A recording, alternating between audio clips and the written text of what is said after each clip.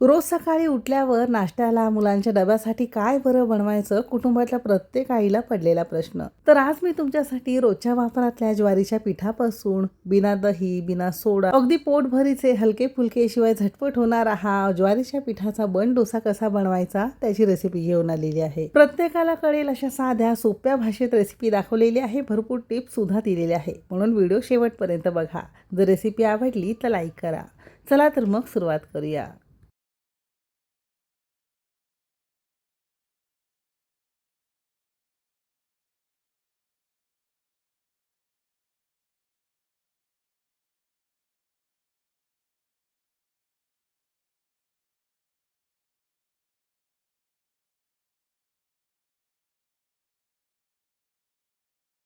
नाश्त्याला चव छान येण्यासाठी इथे आपण मिक्सरच्या भांड्यामध्ये एक मसाला तयार करणार आहोत. तुम्ही अगदी खलबत्त्यामध्ये सुद्धा 2 मिनिटं तयार करू शकता.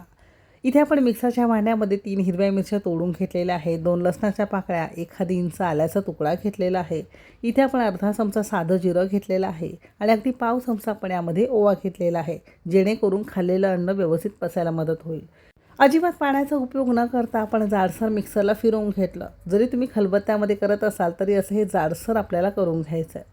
ठेचा तयार झालेला आहे. दुसरीकडे एका बाउलमध्ये इथे आपण 2 मध्यम आकाराचे आणि वजनी म्हणाल तर साधारणतः 150 ते 200 ग्राम प्रमाणात उकडलेले बटाटे सालं काढून असंही मोठ्या किसणीवर किसून घेतलं. तुम्ही अगदी हाताने कुस्करून घेतला तरी पण चालतो. लहान मुलांसाठी डब्यासाठी नाश्त्याला करत असाल तर बटाटा नक्की खायला, मस्त चव येते. जर वयस्कर आजी आजोबांसाठी करत असाल तर याऐवजी तुम्ही कोहळं असतं किंवा लाल भोपळा असतो तो किसून वापरू शकता, किंवा दुधी भोपळा असते ना, ती किसून तुम्ही यामध्ये वापरू शकता. जसं आवडेल तुम्ही तुमच्या आवडीनुसार कच्चं घालू शकता. आता मेजरिंग कपने बरोबर 1.5 कप आणि साधारणतः 150 ते 200 ग्राम प्रमाणात इथे आपण ज्वारीचं पीठ न चाळता घेतलेलं आहे. ज्वारीच्या पिठामध्ये खूप जास्त प्रमाणात कोंडा किंवा ज्याला आपण फायबर्स म्हणतो ना, ते असतं. त्यामुळे पीठ शक्यतो चाळून घेऊ नका. आता ज्या कपने आपण 1.5 कप ज्वारीचं पीठ, अगदी त्याच कपने बरोबर अर्धा कप आपण इथे मूग डाळीचं पीठ घेतलं आहे. मूग डाळीचं, चणा डाळीचं जे कोणतं घरामध्ये उपलब्ध असेल, जे तुम्हाला चालत असेल ते तुम्ही इथे वापरू शकता. जो आपण ठेचा केलेला होता ना, 2.5 चमचे असावे, ते सगळं घातलेलं आहे. तुम्ही तुमच्या आवडीनुसार करू शकता. 2 ते 3 चमचे आपण इथे कोथिंबीर भुरभुरलेली आहे. चवीपुरतं मीठ घ्यायचं आहे. आता ज्या कपने पीठ मोजून घेतलं, अगदी त्याच कपने सुरुवातीला 1 कपभर आपण यामध्ये पाणी घातलं. चांगलं मिक्स करून घ्यायचं आहे. आता याऐवजी मुलं जर पालकची भाजी खायला मागत नसतील तर बारीक पालकसुद्धा तुम्ही यामध्ये चिरून घालू शकता. बटाट्याऐवजी कोणतीही भाजी चिरून किंवा किसून तुम्ही यामध्ये वापरू शकता. थोडंसं घट्ट वाटतं म्हणून सेम कपने पुन्हा अर्धा कप साधं पाणी घेतलं, कारण पाणी लागेल तसं थोडं थोडंच घालायचं आहे. उकडलेल्या बटाट्याऐवजी तुम्ही जर लाल भोपळा, दुधी भोपळा किंवा असं काही किसून घेत असाल तर त्याला पाणी भरपूर असतं, म्हणून थोडंसं पाणी कमी लागू शकतं. पाणी जसं लागेल तसं थोडं कमी जास्त तुम्ही इथे करू शकता. गोल भज्यांसाठी जसं आपण पीठ भिजवतो ना, त्यापेक्षा थोडं पातळ पीठ असावं, असं हे पीठ आपलं भिजवून तयार झालं आहे. उकडलेला बटाटा आपण यामध्ये घातल्यामुळे याला छान आतून मऊसूतपणा येतो आणि छान कुरकुरीत व्हायला मदत होतं. म्हणजे यामध्ये दही किंवा सोडा जरी नाही वापरला तरी अगदी छान तयार होतात. सुरुवातीला कपभर पाणी वापरलं, नंतर जे अर्धा कप घेतलं त्यातलं अर्धं वापरलं, म्हणजे बरोबर 1.25 कप साधारणतः पाणी आपण इथे वापरलं. तुम्हाला जसं लागेल तसं वापरू शकता. असं हे पीठ आपलं भिजून तयार झालेलं आहे.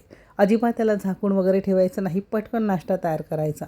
आता हे बन डोसे जे असतात ना, ते असे हे गोल असे गुबगुबीत जसे आप्पे असतात त्यापेक्षा मस्त मोठ्या आकाराचे असतात. 1-2 जरी खाल्ले ना तरी छान व्यवस्थित पोट भरू शकतं. त्यासाठी आपल्या घरामध्ये फोडणी पात्र प्रत्येकाकडे असतात. छोटीशी कढई असेल, पॅन असेल, त्यामध्ये सुद्धा तुम्ही करू शकता. सुरुवातीला अर्धा 1 चमचा आपण यामध्ये तेल घेतलं. तुम्ही साजूक तूपसुद्धा वापरू शकता. आणि फोडणी पात्र जितकं लहान मोठं वर थोडंसं कमी असं आपल्याला पीठ भरून घ्यायचं आहे. अगदी काठोकाठ भरायचं नाही, कारण हे फुलून नंतर छान गुबगुबीत होतं. चमचाने थोडंसं एकसारखं करून घेतलं. तुम्हाला हवं असेल तर हे झाकून मध्यम आचेवर तुम्ही छान भाजू शकता. झाकण न लावता सुद्धा 2 ते 3 मिनटं आपण एका बाजूने करून घेतलं. आता एका बाजूने साधारणतः 2.5-3 मिनटं झाल्यावर जर पळीने किंवा चमचाने तुम्ही असं हलवलं की एक आपसूक हे असं कडा मोकळा करतं आणि बाजू उलटून घ्यायची आणि दुसऱ्या बाजूने सुद्धा मध्यम आचेवर साधारणतः 3 ते 4 मिनटं आपल्याला भाजून घ्यायचं. म्हणजे कसं अगदी आतपर्यंत छान मऊसूत मस्त शिजलं जातं, अजिबात कच्चं राहत नाही. खूप जास्त घाई करायची नाही. जितकं छान मध्यम आचेवर जास्त वेळ भाजत ठेवाल तितकं कच्चं राहण्याची शक्यता कमी असते. आणि यामध्ये ज्वारीचं पीठ घातल्यामुळे पटकन रंग बदलतं. तसं हे अगदी खुसखुशीत, खरपूस, मऊ, गुबगुबीत असं हे ज्वारीच्या पिठाचा बन डोसा पहिला आपला तयार झाला आहे. सेम पिठाला तुम्ही आप्पे पात्रांमध्ये घालून त्याचे आप्पेसुद्धा तयार करू शकता.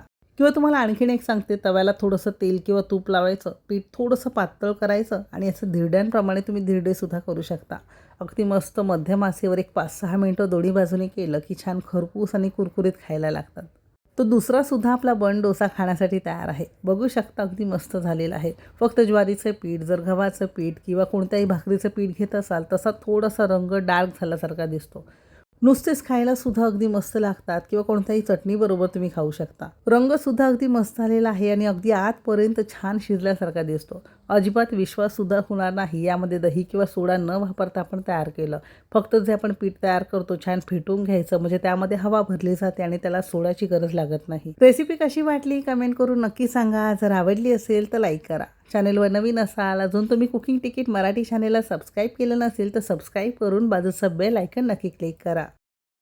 रेसिपी कोणत्या शहरातून बघताय ते सुद्धा नक्की कळवा. इथपर्यंत रेसिपी बघितल्याबद्दल सगळ्यांचे मनापासून आभार. चला तर मग भेटू एक मस्त आणि जबरदस्त रेसिपीसोबत. तोपर्यंत मस्त खा आणि स्वस्त राहा.